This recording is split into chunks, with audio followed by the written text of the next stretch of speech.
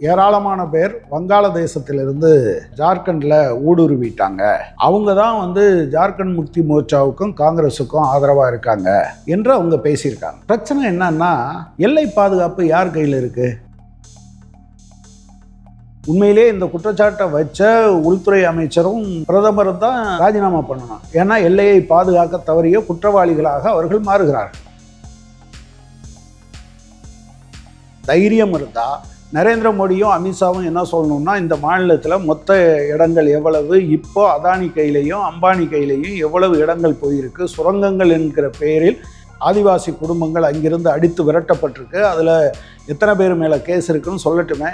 தைரியம் இருந்தால் அவங்க கையில் தான் அரசாங்கம் இருக்குல்ல. எலெக்ஷன் கமிஷன் அது எதிர்கட்சிகள்னால் அது ரொம்ப பவர்ஃபுல்லாக செயல்படும். ஆனால் பாஜக சொல்லிருச்சுன்னா அது பல்பிடுங்கப்பட்ட பெட்டி பாம்பு, அது அடங்கி போய் தான் இருக்கும், சீரக்கூட செய்யாது. தமிழ்நாட்டில் வந்தால் நீங்கள் மாதம் 1000 ரூபா கொடுக்கறது அது ரெவடி கல்ச்சர், இனிப்புகளை வாரி இறைப்பது போன்ற ஒரு திட்டம்னு சொல்ல வேண்டியது. அங்கே போய் நான் மாதத்துக்கு 2500 ரூபா ஒவ்வொரு குடும்பத்துக்கு தாரேன்னு சொல்ல வேண்டியது எவ்வளவு கேவலமாக. ஒரு 10 வருஷம் இந்தியாவை ஆண்ட பிறகும் கூட தான் செய்ததை சொல்லி வாக்குகள் கேட்க முடியாத அவல நிலையில் தான் அவர்கள் இருக்கிறார்கள். அறமற்றவர்கள் ஆட்சி பொறுப்பில் இருக்கும்போது நிர்வாக அமைப்பு மட்டும் அறத்தின் வழியை அடக்கம். பேய் அரசு செய்தால் பிணந்தின்னும் சாத்திரங்கள் என்று பாரதி பாடினார். பிணந்தின்னும் சாத்திரங்கள் அதில் ஒரு பகுதி தான் இது. ஜார்க்கண்ட் தேர்தலில் பாஜக வெளியிட்ட ஒரு வீடியோ குறித்து ஜார்க்கண்ட் முக்தி மோர்ச்சாவும் காங்கிரஸும் எலெக்ஷன் கமிஷனில் கம்ப்ளைண்ட் பண்ணியிருக்காங்க. எலெக்ஷன் கமிஷன் தேர்தல் நடத்தை விதிமுறைகளை மீறியதாக இருக்கிறது, எனவே அதை எடுக்க சொல்லுங்க என்று அந்த மாநில தேர்தல் அதிகாரிக்கு உத்தரவு போட்டு அதை எடுத்திருக்காங்க. பட் பிரச்சனை என்னன்னா, இது ஒரு வீடியோ கிளிப் மட்டும் இல்லை. அந்த கிளிப்பில் என்ன இருக்குன்னா, ஒரு இஸ்லாமிய மதத்தினர் ஏராளமான பேர் திபுன்னு ஒரு ஜார்க்கண்ட் முக்தி மோர்ச்சா ஆதரவாளர் ஒருத்தர் வீட்டுக்குள்ளே போய் நுழையிறது மாதிரியும், அவங்கெல்லாம் வாக்களிச்சுட்டு வந்தது மாதிரியும் சொல்லியிருக்கதா சொல்கிறாங்க. வீடியோவை நம்ம பார்க்கல, இது சம்மந்தமான விவரங்களை பத்திரிகையிலேருந்து தான் தெரிய முடியுது. பட் ப்ராப்ளம் என்னென்னா, இந்த தேர்தல் ஆரம்பித்த காலத்தில் இருந்தே பாஜக இதை தங்களுக்கான தேர்தல் ஆயுதமாக பயன்படுத்துகிறது. ஏராளமான பேர் வங்காளதேசத்திலிருந்து ஜார்க்கண்டில் ஊடுருவிட்டாங்க. அவங்க தான் ஜார்க்கண்ட் முக்தி மோர்ச்சாவுக்கும் காங்கிரஸுக்கும் ஆதரவாக இருக்காங்க என்று அவங்க பேசியிருக்காங்க. பிரச்சனை என்னன்னா, எல்லை பாதுகாப்பு யார் கையில் இருக்குது? அதை ஒரு மாநில காவல்துறையின் கையில் இருக்கா? எல்லைகளில் பாதுகாப்பு இல்லாமல் பொத்தல் இருக்குது, அது வழியாக எல்லோரும் வந்துடுறாங்க. பாகிஸ்தான்லேருந்து வந்துடுறாங்க, பங்களாதேஷ்லேருந்து வந்துடுறாங்க, மியான்மர்லேருந்து வந்துடுறாங்க, ஆப்கானிஸ்தான்லேருந்து வந்துடுறாங்கன்னு சொன்னால் இதுக்கெல்லாம் யார் பொறுப்பேற்கணும்?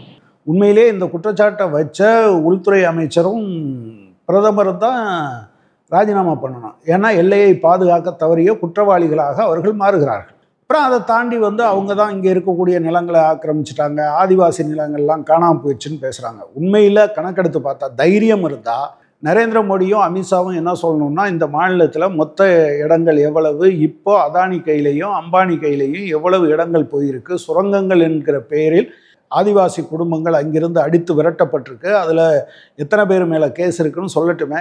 தைரியம் இருந்தால் அவங்க கையில் தான் அரசாங்கம் இருக்குல்ல. இந்த அரசாங்கத்தை வைத்து கொண்டு அவங்களால என்னத்தை வேணாலும் செய்ய முடியும். ஏன் இந்த கணக்கெடுத்து இவ்வளவு இடங்கள் பங்களாதேஷ்லேருந்து வந்தவங்க இப்படி ஆக்கிரமிச்சிருக்காங்கன்னு சொல்ல வேண்டியதானே? எந்தவித நியாயமும் இல்லாமல் இது இன்னொரு வகையில் பார்த்திங்கன்னா, எலெக்ஷன் கமிஷன் அது எதிர்கட்சிகள்னால் அது ரொம்ப பவர்ஃபுல்லாக செயல்படும். ஆனால் பாஜக சொல்லிருச்சுன்னா அது பல்பிடுங்கப்பட்ட பெட்டி பாம்பு, அது அடங்கி போய் தான் இருக்கும், சீரக்கூட செய்யாது. கடந்த காலத்திலையும் இதே மாதிரியான விஷயத்தை நரேந்திர மோடி பேசினார், அமித்ஷா பேசினார். ஊடுருவல்காரர்களுக்கு காங்கிரஸ் இஸ்லாமியர்கள் 2 பசு இந்துக்கள் வச்சுருந்தா அதில் ஒரு பசுவை பிடுங்கி இஸ்லாமியர்கள்ட்ட கொடுத்துருவாங்க. நிலம், வீடு, சொத்து, பணம் எல்லாவற்றையும் பிடுங்கி கொடுத்துருவாங்க. இந்துக்கள்னு கூட அவங்க சொல்லலை, எஸ்சி, எஸ்டி, ஓபிசிக்கு கிடைக்கக்கூடிய இடஒதுக்கீட்டின் அடிப்படையிலான பணியிடங்களை எல்லாம் பிடுங்கி இஸ்லாமியர்களுக்கு கொடுத்துருவாங்க. தாலியை கூட அத்து கொடுத்துருவாங்க என்று மிக கேவலமாக பேசியது நரேந்திர மோடியும் அமித்ஷாவும். எனவே இவங்களை பொறுத்தளவில் ஒரு 10 ஆண்டு காலம் ஆட்சி பொறுப்பில் இருந்த பிறகும் கூட மக்களுக்கு என்ன செஞ்சுருக்கோம், வேலைவாய்ப்பு இப்போ சொல்லியிருக்காங்க, அந்த தேர்தலில் நாங்கள் ஆண்டுக்கு 5 லட்சம் பேருக்கு வேலைவாய்ப்பு தருவோம்னா ஒரு கதை விட்டுருக்காங்க. இங்கே ஜார்க்கண்டில் மட்டும் 2014 தேர்தல் பிரச்சாரத்தின் போது 2013லேருந்தே அவங்க சொன்னாங்க, இளைஞர்களுக்கு ஒரு ஆண்டுக்கு 2 கோடி பேருக்கு வேலை கொடுப்போம்னு சொன்னாங்க. இப்போ ஜார்க்கண்ட் தேர்தலில் என்ன சொல்கிறீங்க, 5 லட்சம் பேருக்கு வேலை கொடுப்பேன்னு சொல்கிறீங்களே தவிர, எங்கள் ஆட்சி காலத்தில் இந்த 10 ஆண்டு காலத்தில் ஒரு ஆண்டுக்கு 2 கோடி பேருக்கு வேலை கொடுத்தோம், 20 கோடி பேருக்கு வேலை கொடுத்துருக்கோம், ஜார்க்கண்டில் இத்தனை கோடி பேருக்கு வேலை கிடைச்சிருக்குன்னு அவங்களால சொல்ல முடியல. நரேந்திர மோடி ஆட்சி பொறுப்புக்கு வந்த பிறகு சராசரியாக ஒரு நாளைக்கு 30 விவசாயிகள் தற்கொலை செய்து கொண்டு இருக்கிறார்கள். ஏராளமான ஆதிவாசி மக்கள் கார்ப்பரேட் கம்பெனிகள் சுரங்கம் அமைப்பது என்கிற பெயரில் அந்த இடங்களிலிருந்து, அவங்க வாழ்கிற இடங்களிலிருந்து அடித்து விரட்டப்பட்டு இருக்கிறார்கள். எனவே இவங்களை பொறுத்தவரையில் எதையும் நான் செஞ்சேன்னு சொல்லி செய்கிறதுக்கான வாய்ப்பெல்லாம் அவங்களுக்கு கிடையாது. அந்த ஊரில் போய் அமித்ஷா பேசுகிறாரு, நாங்கள் நவராத்திரிக்கு ஒரு சிலிண்டரும் தீபாவளிக்கு ஒரு சிலிண்டரும் இலவசமாக தருவோம், அப்புறம் வருஷம் முழுவதும் 500 ரூபாய்க்கு சிலிண்டர் தருவோன்னு சொல்கிறாங்க. 500 ரூபாய்க்கு சிலிண்டர் தர்றது நியாயம்னு சொன்னால் அதை இந்தியா முழுவதும் அமல்படுத்துறதுல இவங்களுக்கு என்ன பிரச்சனை? அதாவது என்ன பிரச்சனைனா, ஒரே நேரத்தில் ஒன்றிய அரசாங்கம் ஏராளமான வரியையும் விலைவாசியையும் உயர்த்தி 410 ரூபாய்க்கு விற்ற சிலிண்டரை இன்றைக்கி 1100 ரூபாய்க்கு மேலே விற்பாங்க. அதில் வர்ற பணத்தை எல்லாம் ஒன்றிய அரசாங்கம் எடுத்துகிட்டு போயிடும். ஆனால் அதே சமயத்தில் மாநில அரசாங்கங்கள் ஒரு சிலிண்டருக்கு நீங்கள் 1100 ரூபாய்னா 600 ரூபா மானியம் கொடுத்து அங்கே இருக்கக்கூடிய எல்லா மக்களுக்கும் கொடுக்கும் அப்படின்னு சொன்னால் 500 ரூபாய்க்கு கொடுக்கறது நியாயம்னா இந்தியா முழுவதும் கொடுக்கறதுல என்ன பிரச்சனை? அந்த மாநிலத்தில் இருக்க ஒருத்தர் பேசினா பரவாயில்ல. என்ன செய்கிறாங்க, இந்தியா முழுவதுக்கும் உள்துறை அமைச்சராக இருக்கிற ஒருத்தர் பேசுகிறாரு, அங்கே போய் சொல்லும்போது அப்படி சொல்கிறாரு. தமிழ்நாட்டில் வந்தால் நீங்கள் மாதம் 1000 ரூபா கொடுக்கறது அது ரெவடி கல்ச்சர், அது நீங்கள் இனிப்புகளை வாரி இறைப்பது போன்ற ஒரு திட்டம்னு சொல்ல வேண்டியது, அங்கே போய் நான் மாதத்துக்கு 2500 ரூபா ஒவ்வொரு குடும்பத்துக்கு தாரேன்னு சொல்ல வேண்டியது எவ்வளவு கேவலமாக. ஒரு 10 வருஷம் இந்தியாவை ஆண்ட பிறகும் கூட தான் செய்ததை சொல்லி வாக்குகள் கேட்க முடியாத அவல நிலையில் தான் அவர்கள் இருக்கிறார்கள். இங்கே பொதுவாக பேசுவாங்க, நான் உலகத்தையே ரட்சிக்க வந்தவன் விஸ்வகுருலாம் பேசுவாங்க. ஆனால் இன்னைக்கு மணிப்பூர் ஓராண்டு முடிந்த பிறகு 5000 இராணுவத்தினர் அங்கே அனுப்பப்பட்டிருக்காங்க, 20 உடல்கள் கண்டெடுக்கப்பட்டிருக்கு. இங்கே நீங்கள் சாதாரணமாக பார்த்தீங்கன்னா ஒரு சின்ன ஊரில் ஒரு சின்ன பிரச்சனை வந்தாலே அந்த மாநில அரசாங்கம் பதில் சொல்லணும், ராஜினாமா பண்ணணும்னு பேசிகிட்டு இருக்காங்க. ஆனால் ஒரு வருஷம் கழித்த பிறகு, 1.5 வருஷம் கழித்த பிறகு அந்த மாநிலத்தில் மிகப்பெரிய அளவுக்கு வன்முறை நடந்து கொண்டு இருக்கிறது. உங்களால் அந்த அந்த நிர்வாகம் நடத்தவே முடியலை. இவங்க 2 பேரும், அவர் நைஜீரியாவுக்கு போயிட்டாரு, இவர் மகாராஷ்டிராவில் இருந்தார். நேற்று தேர்தல் பிரச்சாரம் முடிஞ்சோடனே ஒரு செய்தியை கொடுத்துட்டு போகிறாங்க, தேர்தல் பிரச்சாரத்தை பாதியிலேயே விட்டுட்டு அவர் காஷ்மீருக்கு போனாருன்னு. விதைக்கிற நேரத்தில் ஊரெல்லாம் சுற்றிட்டு அறுக்கிற நேரத்தில் போனால் என்ன கிடைக்கும்? வெறுப்பை விதைத்து கொண்டே இருந்தார்கள் அவர்கள். அதன் காரணமாகத்தான் இன்றைக்கு மணிப்பூர் பற்றி எரிகிறது. இது என்ன சாதாரண விஷயமா? இன்னொன்று, தேர்தல் கமிஷன் உண்மையிலேயே இந்த மாதிரியான ஒரு நடத்தை விதிகளை மீறியவர்கள் மீது நடவடிக்கை எடுக்க வேண்டும் என்றால், நீங்கள் கடந்த நாடாளுமன்ற தேர்தலுக்கு முன்பிருந்து அல்லது அதுக்கு முன்னால் நடந்த சட்டமன்ற தேர்தல்கள்லையும் அமித்ஷா சொல்லியிருக்காரு, பீகாரில் தேர்தல் நடக்கும்போது ராஷ்ட்ரிய ஜனதாதளம் ஜெயிச்சா பாகிஸ்தானில் வெடிப்பாங்க, வெடி போடுவாங்கன்னு சொன்னது யார்? உத்தரப்பிரதேச தேர்தலில் போய் நின்றுக்கிட்டு அங்கே இடுகாட்டுக்கு ஏராளமான நிறம் இருக்குது, ஆனால் சுடுகாட்டுக்கு இல்லை. அதாவது இஸ்லாமியர்கள் பிணங்களை எல்லாம் பிதைப்பாங்க, அதுக்கு நிறைய இடம் இருக்குது, ஆனால் மற்றவங்க எரிப்பாங்க, அதுக்கு போதுமான இடம் இல்லை. ரம்ஜானுக்கு அதிக மின்சாரம் செலவாகுது, தீபாவளிக்கு அவ்வளவு இல்லை அப்படின்னு பொய்யா பேசுனது யாரு? நரேந்திர மோடி. என்ன நடவடிக்கை இருந்தது? எனவே பாஜகவினுடைய மிக முக்கியமான ஆயுதமும் அவர்களுக்கு அவங்க ஒரு தேர்தலில் அவங்க நம்பி இருக்கிறதுமே இந்த மாதிரி பொய் பிரச்சாரங்களை கட்டவிழ்த்து விடுவது தான். எலெக்ஷன் கமிஷன் முடிகிறதுக்கு இதே மாதிரி ஏராளமாக சொல்ல முடியும். பலாசூரில் ஒரு 3 ட்ரெயின் ஆக்சிடென்ட் நடக்குது. ஆக்சிடென்ட் நடந்த உடனே என்ன சொன்னாங்க, பக்கத்தில் இருக்கக்கூடிய இஸ்கான் டெம்பிள், ஹரே ராமா ஹரே கிருஷ்ணா இயக்கம் இருக்கு இல்லையா, அதனுடைய கோயிலை ஒரு மசூதி மாதிரி சித்தரித்து அதை செஞ்சவங்கெல்லாம் இஸ்லாமியர்கள்னு சொன்னாங்க.